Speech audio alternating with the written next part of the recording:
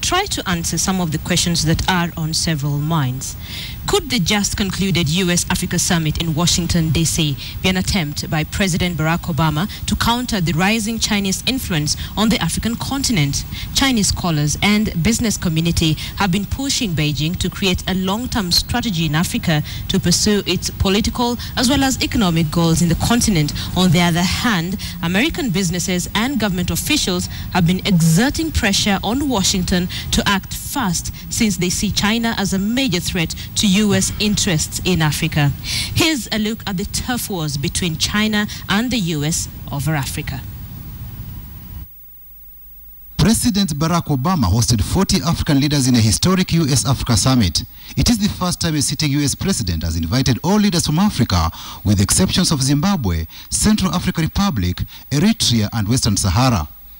Topics discussed in Washington, D.C. included investing in Africa's future, peace and regional stability, and governing the next generation. The Obama administration splashed 1.2 trillion shillings worth of investment opportunities to Africa that will mainly cater for power expansion projects.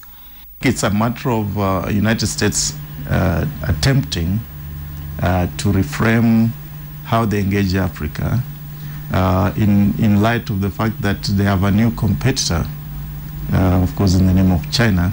It would appear Obama is giving more focus on Africa as he serves his last term. In July last year, while in Tanzania during an African tour, President Obama launched Power Africa. The initiative aims at supporting economic growth and development by increasing access to reliable, affordable, and sustainable power in Africa. In 2010, President Obama launched the Young African Leaders Initiative to support young African leaders as they work to spur growth, strengthen democratic governance, and enhance peace and security across the continent.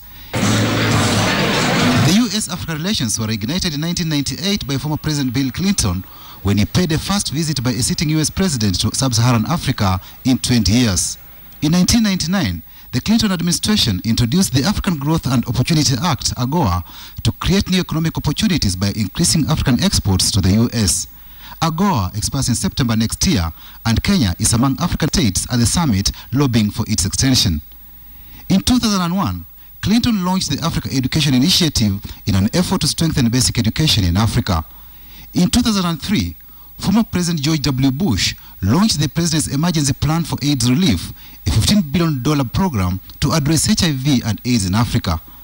In 2005, Bush introduced the President's Malaria Initiative. America's influence in Africa has also spread militarily. In 2007, the U.S. Department of Defense announced the creation of a new Africa Command, AFRICOM, to coordinate U.S. military and security interests throughout the continent, promote security partnerships in the region, and support humanitarian aid efforts. It's long overdue that we move this relationship to the economic sphere, right, where we can reap benefits, and it can be almost a partnership. Nonetheless, American investors are seeing China's growing influence in Africa as a threat to U.S. interests. China has won tenders to construct multi-billion shillings infrastructure projects such as roads, railways, and bridges, which have promoted intra-African trade. However, China is often criticized of exploiting Africa's natural resources than fostering development. China has also been accused of undermining democracy by continuing to invest in countries facing governance challenges.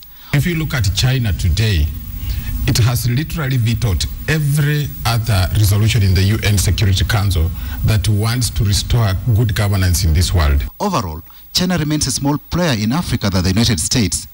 U.S. foreign direct investment in Africa is 2 to 3 times more than Chinese stock investment. Patrick Amimo, KTN.